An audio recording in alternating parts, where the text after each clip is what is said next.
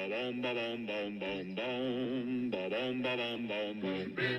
Winkle, Rip Van Winkle, slave, slave, slave. Rip Van Winkle, A Defense.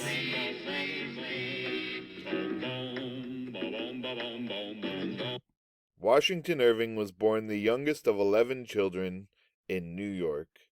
He was named after the first President of America, George Washington.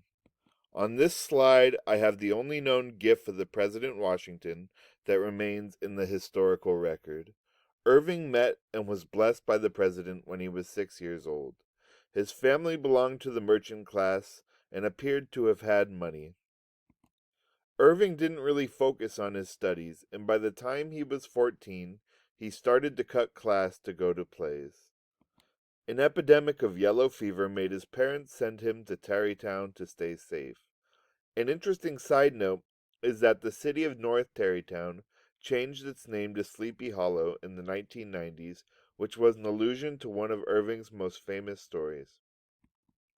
Around 1804, Irving started to have some health issues, and so his brothers paid for a 2-year trip to Europe, where he learned to be a great conversationalist. It was there that he was nearly convinced into pursuing a career as a painter. When he got back, he studied law, but was not a good student, and only passed the bar exam by the slimmest of margins. Around this time, he started writing professionally, starting with a literary magazine, Salmagundi, which had been compared to Mad Magazine. In 1809, he finished his first book under the pseudonym Diedrich Knickerbocker. He would write under a number of different pen names throughout his career, such as Geoffrey Crayon, Jonathan Oldstyle, Fray Antonio Agapita, and Lancelot Langstaff. He had a long and varied career doing many jobs such as an aide-de-camp of the U.S. ambassador to Great Britain, and later became the U.S. ambassador to Spain. He was the first American writer to make most of his living through his art. He is widely considered the first American writer to attain fame internationally. The story of Rip Van Winkle is set in an interesting period of time. It takes place over the course of 20 years. It is not, however, any 20 years. The story starts years before the Revolutionary War, when independence was just a gleam in the eye of our founding fathers. The story then jumps to a time after the Constitution has been ratified and America is in the midst of its first presidential election, an election that would be won by our first president, George W. Bush. I mean, George Washington. The story is narrated by Diedrich Knickerbocker, a man from New York who is interested in the stories told by the descendants of Dutch people who settled in New York in the 1800s. The titular Rip Van Winkle is a nice man who lives in the Catskills. He comes from a successful family, but he doesn't really care about that. He is very helpful to all of his neighbors, but he doesn't really care to do work on his own farm. He spends a lot of time being yelled at by his wife. One of my favorite quotes from this book is this one that references his angry wife. Times grew worse and worse with Rip Van Winkle, as years of matrimony rolled on. A tart temper never mellows with age, and a sharp tongue is the only edge tool that grows keener with constant use. To escape her, he ends up spending a lot of time at the small inn in town, talking with, as they say in this story, a kind of perpetual club of the sages, philosophers, and other idle personages of the village. As time goes on, things get worse and worse with his wife, and one day he goes into the woods with his gun and his dog to hunt squirrels. He ends up following a squirrel deep into the mountains, and eventually he ends up taking a nice nap. When he wakes up, the sun is starting to fade, and so he starts heading home. As he makes his way down the mountain, he comes upon a weird stranger holding a keg on his back. Rip helps him carry the keg up the mountain. When they reach their destination, they come upon a group of strange men wearing really old and outdated clothes playing ninepins. The guide tells Rip to hand out drinks, which he does, but he also ends up overindulging in the liquor, and he falls into a deep sleep. When he wakes up, he thinks he just slept through the night. However, this is not the case. He wakes up with a rusty gun, no dog, stiff joints, and a long beard. Eventually, he makes it back to the village, but finds it changed. More people now live there, and he does not recognize anyone that he sees.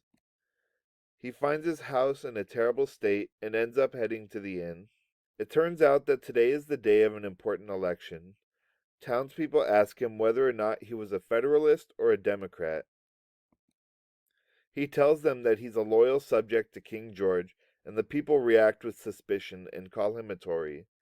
He finally realizes that 20 years have gone by since he left home. He asks about his friends and finds that many of them are dead, while some of them are helping to run the brand new nation. One thing he discovers is that his wife is dead, though this doesn't seem to trouble him that much. He goes on to live the rest of his days with his daughter. He lives a peaceful life, returning to his old ways without the incessant nagging of his wife. There are many themes that this story covers. The three I intend to cover are Rip's three tyrannies, his passive resistance versus active resistance, and Rip's labor and productivity. I will start with the theme of tyranny. When the story starts, Rip finds himself under a number of different kinds of tyranny. The three tyrannies he finds himself under are the tyrannical government of King George III, the tyranny of his angry wife, and the tyranny of being expected to make a living and provide for a family. After his long sleep, he finds out that the new country is free of British rule.